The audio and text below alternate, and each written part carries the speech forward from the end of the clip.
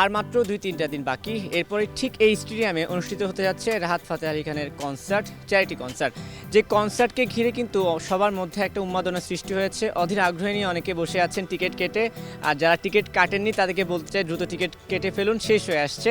কিন্তু কেমন হচ্ছে এই কনসার্টের আয়োজন, সর্বশেষ প্রস্তুতি জানতে এই মুহূর্তে আমি আয়োজকদের সঙ্গে কথা বলবো। কনসার্ট নিয়ে আমাদের ব্যাপক কর্মযজ্ঞ চলছে। আমরাও খুব ব্যস্ত সময় পার করছি, বিভিন্ন জায়গায় এখনও কাজ রয়েছে, সেগুলো করছি। আমাদের ইভেন্ট ম্যানেজমেন্ট কোম্পানিও অনেক কাজ করছে। আমাদের ইতিমধ্যে দেখেন মাঠে আমাদের কিন্তু কর্মতৎপরতা শুরু হয়ে গিয়েছে। রাহাত ফাতেহ আলী খান 20 তারিখে আসছেন। তো সর্বোপরি সব কিছু মিলে আমরা নিরাপত্তা, টিকিট সেলিং, আমাদের sponsor dealing, stage program design সব কিছুই দারুণভাবে চলছে। তো আমরা আশা করি যে একদম অন টাইমে আসলে সব কিছু হবে। আচ্ছা, ঠিক আছে। আমি আপনার কাছ থেকে আগে একটু জানতে চাই, সেটা হচ্ছে যে কখন কিভাবে গেট খুলবে, কয়টা থেকে কয়টা পর্যন্ত কনসার্ট হবে, টোটাল ইনফরমেশনগুলো কনসার্টের ডে দিন আপনার কাছ থেকে জানতে চাই। অর্ধেক পাউডারে দ্বিগুণ উজ্জ্বলতা, নতুন রিন অ্যাডভান্সড অর্ধেক পাউডারে দ্বিগুণ উজ্জ্বলতা। আমাদের হচ্ছে যে পরিকল্পনা আছে সেই পরিকল্পনা মোতাবেক আমাদের 12টার থেকে গেট ওপেন থাকবে। তো শুরু হবে হচ্ছে 2টা থেকে কনসার্ট। বেসিক্যালি কনসার্ট বলতে হচ্ছে লেগে আমাদের বিভিন্ন ধরনের ব্যান্ড যারা আছে, যেমন চিরকুট আছে, আফটারম্যাথ আছে, সিজান হান্নান আছে, এরপর হচ্ছে সিলসিলা আছে। তারা পারফর্ম করা শুরু করবে 4টা থেকে, 4টা থেকে এবং 11টা পর্যন্ত চলবে। এই কনসার্টের কনসেপ্ট কিভাবে মাথায় আসলো বা প্ল্যানিংটা কিভাবে করলেন? আমরা ঢাকা বিশ্ববিদ্যালয়ের আন্দোলনকারী কয়েকজন শিক্ষার্থী, আমরা বন্ধুরা মিলে আলাপ আলোচনার সময়, তখন আড্ডা দেওয়ার সময়, তখন হঠাৎ ভাবলাম যে রাষ্ট্র তো আন্দোলনে 24শে জুলাই আন্দোলনে আহত নিহত তাদেরকে নিয়ে কাজ করছেই, শহীদ জুলাই স্মৃতি ফাউন্ডেশন কাজ করছে। তো আমরা কি রানিং যেহেতু ছাত্র আছি, তো আমরা কি কিছু করতে পারি কি না, একটা মহৎ কোনো উদ্যোগ নিতে পারি কিনা, তো সেটা কিভাবে করা যায়। তো তখন আমরা চিন্তা করলাম যদি একটি চ্যারিটি কনসার্ট করি এবং সেইখান থেকে যদি প্রাপ্ত পুরো লভ্যাংশটি দিয়ে আমরা আহত নিহতদের পাশে দাঁড়াই, সেখান থেকে যদি কিছু মানুষ চিকিৎসা সেবা পায়, নিহতদের পরিবারের পাশে যদি একটু হলেও দাঁড়ানো যায়, তো এটা তো তাদের জন্য একটা সাহায্যের হাত বাড়িয়ে দেওয়া হলো এবং আমরাও আসলে আমাদের একটা বড় দায়িত্ব পালন করলাম বলে মনে হবে। তো এই চিন্তা ভাবনা থেকেই আমরা মূলত এই কনসার্টটির পরিকল্পনা শুরু করি। আমি যদি ভুল না করি, এই আর্মি স্টেডিয়ামের ধারণ ক্ষমতা মেবি 15,000। সেক্ষেত্রে এই কনসার্টে আপনারা কেমন টিকিট সেল করবেন, আপনাদের কেমন দর্শক বা কেমন টিকিট সেল করার আপনাদের ইচ্ছা আছে বা পরিকল্পনা আছে? জি, আমাদের হচ্ছে বেসিক্যালি 15,000 টিকিট সেল করার ইচ্ছায় আছে। তো আমরা মোটামুটি ব্যাপক একটা সাড়া পাচ্ছি। আশা করি আমরা 15,000 ক্রাউড নিতে পারবো আর কি। আচ্ছা, একটা প্রশ্ন আছে যেটা আমি দর্শকদের পক্ষ থেকে বলতে চাই। অনেকে বলছে যে চ্যারিটি কনসার্ট, তাহলে টিকিটের দাম কেন এত বেশি? রাহাত ফাতেহ আলী খান টাকা নিচ্ছে না, আর্মি স্টেডিয়াম টাকা নিচ্ছে না, কেউ তো টাকা নিচ্ছে না বলছে আর কি, এটা দর্শকরা বলতে পারছে। তবু মনে হয় টিকিটের দামটা একটু বেশি হয়ে যাচ্ছে, কেন? জি, এই ক্ষেত্রে আমি বলতে চাই আসলে শুধুমাত্র রাহাত ফাতেহ আলী খান ছাড়াও কিন্তু আরও অনেকে পারফর্ম করতেছে। তাদের তো একটা রেমুনেশনের ব্যাপার আছে, সেই ক্ষেত্রে তাদের একটা রেমুনেশন, এবং আমাদের স্কাই ট্রেকার যে আছে, যে ইভেন্ট ম্যানেজমেন্ট কোম্পানি, তাদের একটা কস্টিং আছে, এবং ওভারঅল হচ্ছে যত আয়োজন যা আছে সব কিছু মিলিয়ে মোটামুটি ভালো একটা অ্যামাউন্ট আমাদের খরচ পড়তেছে। তো তাদের খরচটা বাদ দেওয়ার পরেও আমাদের মোটামুটি একটা ভালো একটা অ্যামাউন্ট খরচ যাচ্ছে। এবং আপনারা জেনে থাকবেন স্পন্সরশিপ যেই টাকাটা আসতেছে সেটা স্টিল কিন্তু আমাদের রিকোয়ারমেন্ট ফিল আপ করে নাই। দ্যাটস ওয়াই আমরা আসলে চাইলেই মানে কম দামে সেল করতে পারবো বা কম প্রাইসে সেল করতে পারবো, ব্যাপারটা এমন না আসলে।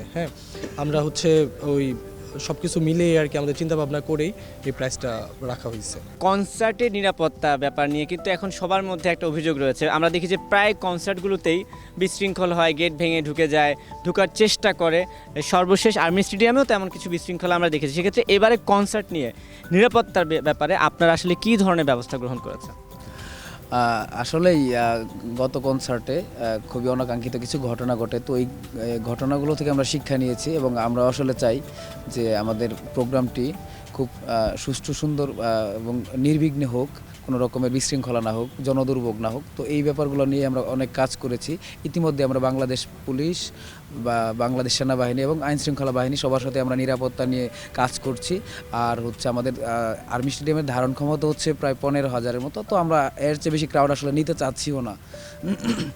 যাতে মানুষের ভোগান্তি না হয়। আর আমাদের আরেকটি ব্যাপার হচ্ছে আমাদের ঢাকা এলিভেটেড এক্সপ্রেসওয়ে আমাদের জন্য ওপেন করে দিচ্ছে, তো এটার ফলে ঢাকা শহরের যানজটটা কমে যাবে। আবার একই সাথে ইতিহাসের প্রথমবারের মতো যতদূর জানি জাহাঙ্গীর গেট, জিয়া কলোনি এইগুলো খুলে দেওয়া হবে, অর্থাৎ ক্যান্টনমেন্টের ভিতর দিয়ে একটা বাইপাস রোড এয়ারপোর্টের দিকে যাবে।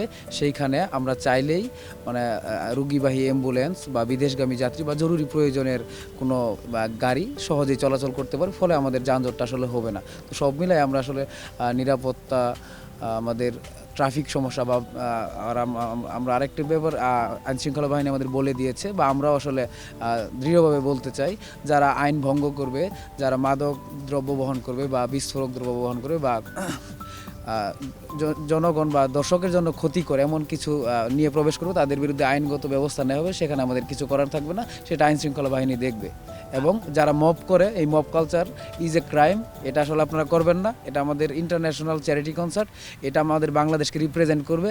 এখানে একটা বিশৃঙ্খলা বা খারাপ একটা পরিস্থিতি হলে আন্তর্জাতিক পর্যায়ের একজন শিল্পী আসবে, তিনি আসলে খুব খারাপভাবে নেবেন এবং আমাদের দেশের রেপুটেশনটা আসলে খুব নিচে নেমে যাবে। সো এই ধরনের ক্রিমিনাল অ্যাক্টিভিটিস আপনাদের না করার জন্য আমি বিনীত অনুরোধ করছি। আচ্ছা, এই যে যারা টিকিট কিনতে চান, টিকিট ক্রয় করার সিস্টেমটা কিভাবে, বিশেষ করে অনলাইনে বা অফলাইনে, সেই টিকিট দিয়ে কিভাবে তারা এই স্টেডিয়ামে প্রবেশ করবে, সব ফুল প্রসেসটা একটু জানতে চাচ্ছিলাম। জি, আপনারা ইতিমধ্যে জেনে থাকবেন যে গেট সেট রকের মাধ্যমে আমরা টিকিট সেলিং দিচ্ছি এবং আমাদের ফুল টিকিটটা যাচ্ছে হচ্ছে অনলাইন বেসিসে। তো আপনারা হচ্ছে অনলাইনে রেজিস্ট্রেশন করা মাত্র আপনাদের ইমেইলে আপনাদের টিকিটটা চলে যাবে ইনস্ট্যান্ট, এবং প্রবেশের ক্ষেত্রে হচ্ছে সেই ইমেলের কিউআর কোড থাকবে। কিউআর কোড স্ক্যানিংয়ের মাধ্যমে হচ্ছে স্টেডিয়ামে প্রবেশ করতে পারবে। স্টেডিয়ামে প্রবেশ পথে তো অবশ্যই নিরাপত্তা ব্যারিকেড থাকবে, কিন্তু স্টেডিয়ামের বাইরে কি ধরনের নিরাপত্তা আপনারা নিচ্ছেন? প্রথমে হচ্ছে আমাদের স্ক্যানার দিয়ে আমরা ওই টিকিটের অনলাইন কপিটি স্ক্যান করে নিব এবং 2 সেকেন্ড পরে এই কিউআর কোডটির বেনিশ হয়ে যাবে, এরপর আর ওইটা কাজ করবে না। তো এরপর হচ্ছে আমাদের যাবতীয় যে তল্লাশির যে ব্যাপারটা এটা থাকবে। তারপর হচ্ছে আমাদের বিভিন্ন গেট দিয়ে, যার যেই গেটে এন্ট্রি, তিনটা লেয়ার আছে আমাদের দর্শকদের জন্য, 3টা লেয়ার দিয়ে বেশ কয়েকটি গেট খোলা থাকবে, এইগুলো দিয়ে প্রবেশ করবে। এই ধরনের আন্তর্জাতিক শিল্পীদেরকে আমরা সহসা বা খুব সহজে পাওয়া যায় না, তা অনেকে জানার ইচ্ছা যে রাহাত ফাতে আলী খান কখন স্টেজে উঠবে, কতক্ষণ পারফরমেন্স করবে বা কতক্ষণ গান গাইবে, এই বিষয়গুলোর কোনো শিডিউল বা কোনো সূচি কি মানুষকে জানানো যায় কিনা? এখনই প্রকাশ করতে যাচ্ছি না, দর্শকরা না আসলে আসলে বুঝবে না। তারপর বলে রাখি, রাহাত ফাতে আলী খান 9টার দিকে স্টেজে আসবেন এবং তিনি আসলে আমাদের উপমহাদেশ তথা সারা বিশ্বেই যথেষ্ট সুনাম কুড়িয়েছে গানের মাধ্যমে, বিশ্ববিখ্যাত সঙ্গীতজ্ঞ তিনি। তার বেশ কিছু জনপ্রিয় গান রয়েছে, সেইগুলো তিনি পারফর্ম করবেন এবং তিনি খুব আগ্রহ প্রকাশ করেছেন বাংলাদেশের ক্রাউডের মাঝে একটু গান গাওয়ার জন্য। তিনি হয়তো, আমরা আশা করি, একটু বেশি সময় নেবেন আর কি। অনেক কথা বললাম, এখন লাস্ট আপনার কাছে জানতে চাই, যেই কারণে এই চ্যারিটি কনসার্টের আয়োজন, এখন পর্যন্ত কি মনে হচ্ছে যে সেই কারণের বা উদ্দেশ্য সফল হচ্ছে, বা দর্শকদের কাছে কি কিছু বলার আছে কিনা শেষ মুহূর্তে? হ্যাঁ জি, অবশ্যই আমরা মোটামুটি ব্যাপক সাড়া পাচ্ছি। জনগণের কাছে আমাদের প্রত্যাশা থাকবে তারা যেন এই জুলাই বিপ্লবে আহত এবং নিহত পরিবারকে সহায়তা করার জন্য তারাও এই মুভমেন্টের একটা অংশ হয়ে দাঁড়ায় এবং তারাও যেন এই চ্যারিটি কনসার্টে তাদের একটা কন্ট্রিবিউশন ক্রিয়েট করতে পারে, সেই জন্য তাদের প্রতি আমার একটা আহ্বান থাকবে। কি মনে হয়, আয়োজন কি শেষের দিকে, মানে আর তো বেশি দিন বাকি নেই, কি মনে হচ্ছে সফল হবে কিনা? হ্যাঁ, আমরা অবশ্যই আশাবাদী। আমরা আসলে যে পরিমাণ পরিশ্রম করেছি এবং যে পরিমাণ সাড়া পাচ্ছি মানুষের কাছ থেকে, তো আমরা আশাবাদী যে ভালো কিছু হচ্ছে এবং আমরা জুলাই ফাউন্ডেশনকে একটা ভালো ডোনেশন দিতে পারবো এবং যেটা আমাদের আন্দোলনে আহত নিহতদের পরিবারের পাশে চলে যাবে।